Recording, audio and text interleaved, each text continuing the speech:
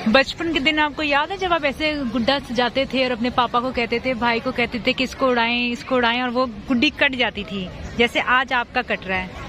दफ्तरों का काम अब बिल्लियों ने संभालना शुरू कर दिया है, क्योंकि लोगों से तो काम नहीं हो रहा। जो आ रहे इस बिल्ली से रिश्वत के लिए इसको प्यार कर रहा है कि हमें रजिस्टर खोल दो। आशिक समझते हैं कि वो अपनी जान पर खेल के अपनी महबूबा का दिल जीतेंगे। असल लोग ये हैं जो अपनी जान पर खेलते हैं। ये क्या है?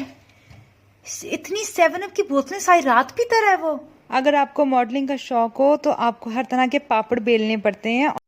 क्या कभी कोई आपको जिंदगी का सबक सिखाने के लिए इस तरह के फेस्टिवल पे लेकर जाता है? दफ्तरों का काम अब बिल्लियों ने संभालना शुरू कर दिया है, क्योंकि लोगों से तो काम नहीं हो रहा। अब इन्होंने सारे दफ्तर संभालने और अब ये मुझे बता नहीं रही कि मेरा कितना हिसाब किताब हुआ। रजिस्टर पे हाथ रख के बैठी हुई है। अगर ये मुझे यार रहने दो इसको तो मैं बात ही नहीं कर। जो आ रहे इस बिल्ली से रिश्वत के लिए इसको प्यार कर रहा है कि हमें रजिस्टर खोल दो रजिस्टर। लेकिन इसकी भी जो ना मूछें हैं, ये मूछों वाली सरकार कह रही है कि यार मैंने रजिस्टर नहीं खोलना। इसके तल्ले कर रहे हैं हम लोग, खोल दो ये नहीं खोल रही। बहरहाल ऐसी बिल्लियां भी होती हैं यार। ये देखो, जब आप इसको मसाज करोगे तो ये आपका रजिस्टर खोलेगी। इसने इसमें सारे सीक्रेट्स रखे हुए हैं ऐसे रजिस्टर के अंदर। ये देखो, बड़ी तेज बिल्ली है, बहुत तेज। अगर आपको मॉडलिंग का शौक हो तो आपको हर तरह के पापड़ बेलने पड़ते हैं और हर तरह का रिस्क लेना पड़ता है। जैसे ये आदमी इस वक्त समंदर की छालों पे बैठ के रिस्क ले रहा है। रिस्क भी और रिस्क भी। क्या कभी कोई आपको जिंदगी का सबक सिखाने के लिए इस तरह के फेस्टिवल पे लेकर जाता है? आज ये कहा गया हमें कि काइट फेस्टिवल है। हालांकि ये काइट फेस्टिवल नहीं थी, ये जिंदगी का मकसद समझने के लिए ये फेस्टिवल था। नाम इसका काइट फेस्टिवल था, लेकिन अक्सर जो है ना लोग समझते नहीं है कि आपकी जो जिंदगी है ना वो भी पेचाबाजी तो मैं नहीं कहूंगी, ना पतंगबाजी कहूंगी, लेकिन इसी तरह है। किसी की गुड्डी हवा में खूब उड़ रही है और किसी की पतंग कट रही है, जैसे बहुत से लोगों का कट भी रहा है आजकल। खैर बहरहाल, ये जो बसंत फेस्टिवल मुझे लगा था जैसे हमारे यहाँ बचपन में होता था, लेकिन हम लोग जो है हदें क्रॉस कर देते हैं। शीशे वाली डोर इस्तेमाल करने लग गए हम लोग, स्टील की डोर इस्तेमाल करने लग गए, लोगों के जो है गले कटने लग गए। तो ये बहुत ही ज़्यादा ब्लड स्पोर्ट बन गई थी। लेकिन ये इतना खूबसूरत फेस्टिवल था और मुझे बार बार ये एक ही चीज़ बताई जा रही थी कि ये असल में इस वजह से किया जा रहा है ताकि लोगों को मकसद पता चले कि ज़िंदगी का क्या है। कुछ लोगों की डोर आप ढील देते जाओ ढील, उनको देते जाओ ढील, लेकिन उनकी पतंग जब हवा में बहुत आगे निकल जाती है तो कटने का भी उतना ही खदशा होता है, उतना ही डर होता है। आप अपनी ज़िंदगी में बहुत से लोगों को ढील देते जाते हो, वो आपसे बुरा सलूक करते हैं, आपको नीचा भी दिखाते हैं, कुछ जैसा भी सलूक करते हैं, लेकिन थोड़ी देर के बाद जब आप उनको ढील देते हो, यानी कि आप इनकी खिंचाव नहीं करते हो, तो वो ढील के ज़रिए ना इतनी दूर निकल जाते हैं अपनी इतनी हरकतों में आगे निकल जाते हैं कि फिर आपको जो है ना उनके साथ अपना रिश्ता नाता तोड़ना ही पड़ता है। और इस काइट फेस्टिवल से हमने ये भी सीखा कि कुछ लोगों की गुड़ियाँ बहुत ही रंग बिरंगी थी और कुछ तो आंखें बहा देने वाली थी और कुछ इतनी हसीन थी कि आप बस देखते ही रह जाओ।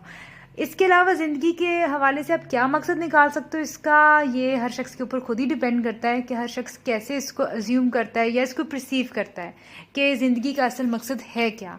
इस पतंगबाजी को देखकर और क्या मकसद हो सकता है ज़िंदगी का, सोचती हूँ।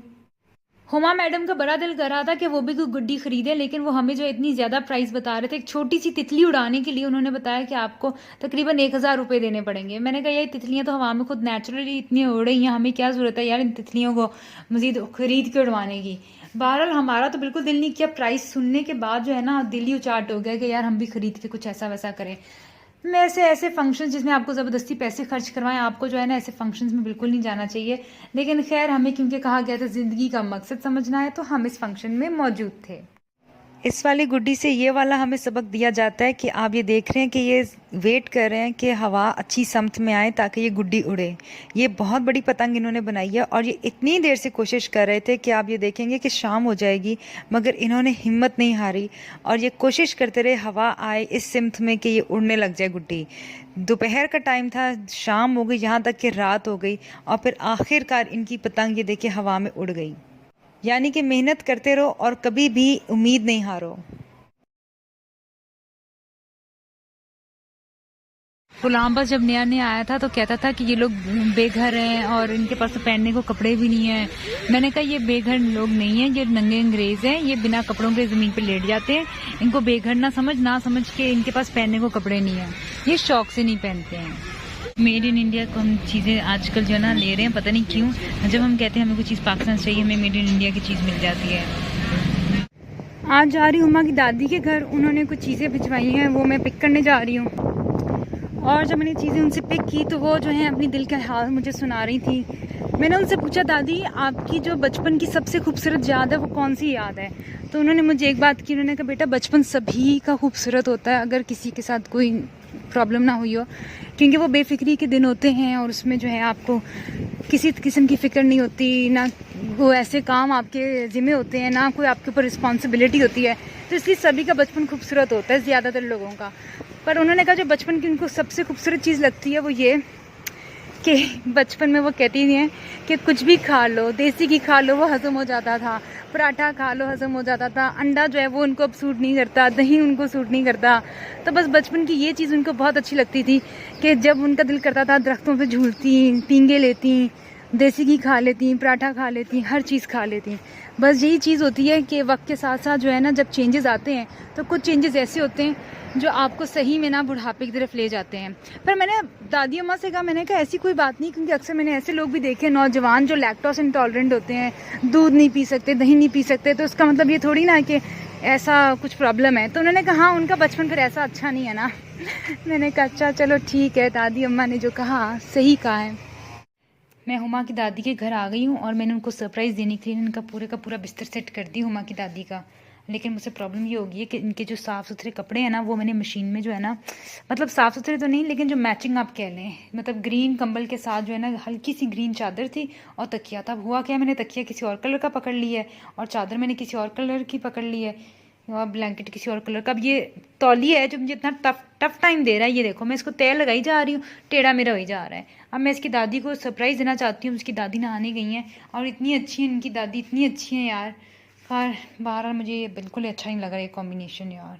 मैंने हुमा से कहा था मैडम हुमा मुझे कोई खुशबू वाली चीज़ ला दो। तो ये देखो ये क्या ले आई है, ये नशे का पत्ता होता है, इसकी खुशबू ये हिलेगा जैसे गाड़ियों में लगा होता है आपके, ये हिलता है तो खुशबू छोड़ता है। तो हुमा मैडम की बदौलत जो है ऐसा नशे का पत्ता है, इसको शायद कैनिबस वीड वगैरह कुछ कहते हैं, तो ये ले आई है यार। इस खुशबू से अब घर महकेगा क्या यार। मैंने कहा था कि भैया मुझे अच्छी तरह से कुछ ऐसा ला दो जिसमें एप्पल का फ्लेवर हो, एप्पल की खुशबू हो, ऑरेंज हो कोई, ताकि ये कमरे में जब हवा से चले तो यार इसकी खुशबू मुझे वैसी बर्दाश्त नहीं होनी है। अभी इसकी खुशबू आ भी नहीं रही है।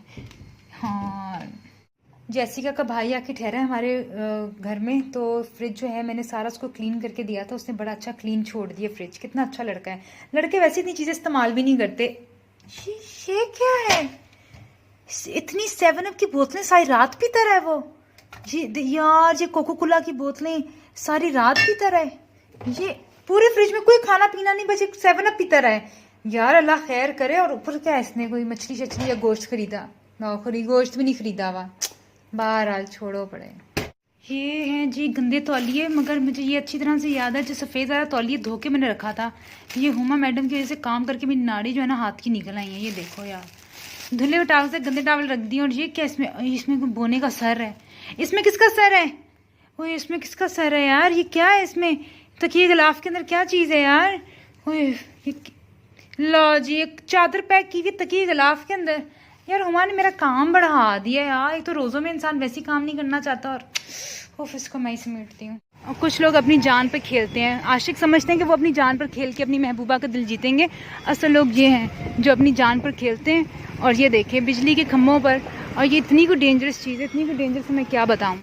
हमारे साथ हुमा की एक दोस्त है जो पाकिस्तान से आई है, उसके 3 दिन हुए हैं। मैंने कहा तुमने रमज़ान में क्यों ट्रैवल करना था? कहती है कि बस उसको ना रमज़ान में ज़रूरत थी, कोई वजह से उसने ट्रैवल कर रही है यहाँ पे। तो सब कह रहे थे तुम बड़ी बात है इस धूप में, कड़कती धूप में मुस्कुरा के रही हो। तो उसने कहा वो मुस्कुरा नहीं रही, धूप की वजह से आंखें चुनियाई नहीं उसकी, वो आंखें बंद कर रही है तो लोगों को लग रहा है वो आँख मार रही है और मुस्कुरा रही है। मैंने एक बात नोट की है कि यहाँ पर यानी बाहर के मुल्क में आके लोग नंगे क्यों हो जाते हैं, यानी कि अपने कपड़े उतार के ईजी क्यों होते हैं।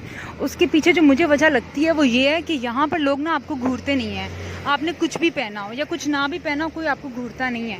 तो शायद इस वजह से ना फिर आप बेफिक्र हो जाते हो कि कोई हमें देख नहीं रहा, कुछ होगा नहीं। इसलिए मैंने नोट किया कि यहाँ पर ना अक्सर लोग आके ना थोड़ी पिंडलियाँ भी दिखा देते हैं। तो इसलिए यही मुझे वजह लग रही है, लोग घूरते नहीं इसलिए आप भी गिल्टी महसूस नहीं करते। इस मुल्क की सबसे बुरी चीज़ ये है कि यहाँ पर जो बच्चों की स्कूल की छुट्टी है वो पूरे 5 बजे होती है, यानी शाम 5 बजे। और शाम 5 बजे बच्चे स्कूल से आ रहे होते हैं। ये वैसे बड़ी अजीबोगरीब चीज़ है, ये मुझे समझ नहीं आती कि ऐसा क्यों है। बहरहाल वही यार, हुमा के उधार के पैसे वापस करने थे मैंने। हुमा से मैंने गलती से उधार ले लिया था, वो भी 100 रुपये का। 3 दिन हो गया मुझे याद करा रही है, वो भी किस मौके पे, आधी रात को फ़ोन करके कह रही है तुमने मेरे 100 रुपये देने हैं। शाम को जब आप जो हो रोज़े की तैयारी कर, उस टाइम मुझे कहती है तुमने मेरे 100 रुपये देने हैं मुझे और फिर फजर के टाइम से, चलो फजर के टाइम इसने मुझे कह दिया, अक्लमंदी है। और इसी वजह से आज मैं इसको जिसके उधार के पैसे देने जा रही हूँ।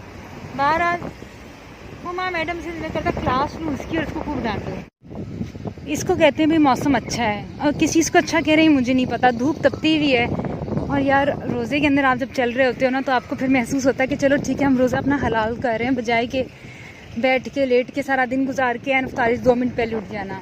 खैर यार धूप बहुत तेज़ है यहाँ पे। अब मुझे ये नहीं मालूम कि मुझे डरना चाहिए कि नहीं मोबाइल स्नैचर से, लोगों से, कि नहीं बस मैं तो यहाँ पे चली जा रही हूँ समझ के कि सेफ़ रोड है, बाहर का मुल्क है। लेकिन खैर सड़क क्रॉस करना यहाँ पे आसान है कि नहीं ये देखते हैं, क्योंकि मुझे ज़रा खौफ ही आ रहा है ना बंदा ना। ओए चलो चलो चलते हैं, ना उधर बंदा है ना उधर बंदा। ओए बड़ी तेज़ी से बाइकर आ रहा है, मुझे देख नहीं रहा। ये साइड से भी बाइकर आ रहा है, उस साइड से भी बाइकर आ रहा है, इस साइड से भी बाइकर आ रहा है। ओह कर ली मैंने रोड क्रॉस यार, यहाँ पे तो मुझे बड़ा खौफ आ रहा है।